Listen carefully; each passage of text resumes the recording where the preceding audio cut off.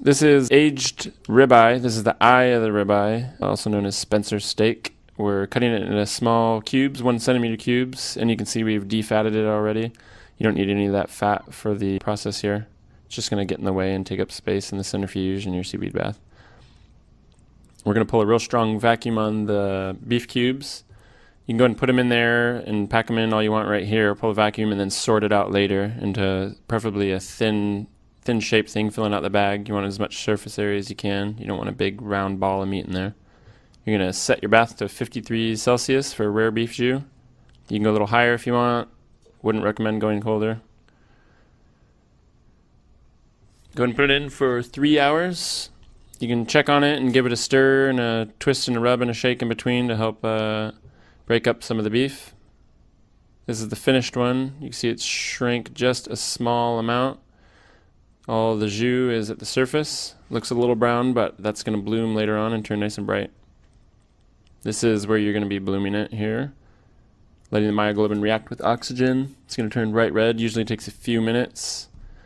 Grocery stores cheat and use carbon monoxide, and they fill up the little trays that you buy steak in. It's called modified atmospheric packaging they do. That keeps it nice and bright red, but that's when you cut into it and it's brown in the middle, even though it looks bright red on the outside. We're going to use a centrifuge bottle for this. We use a centrifuge because it gives us the best yield and we have total control of the temperature.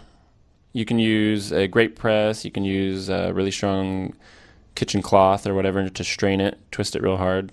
You're going to have to separate the fat later on in the refrigerator if you do either of those techniques. When we spin it in the centrifuge, it takes us about an hour.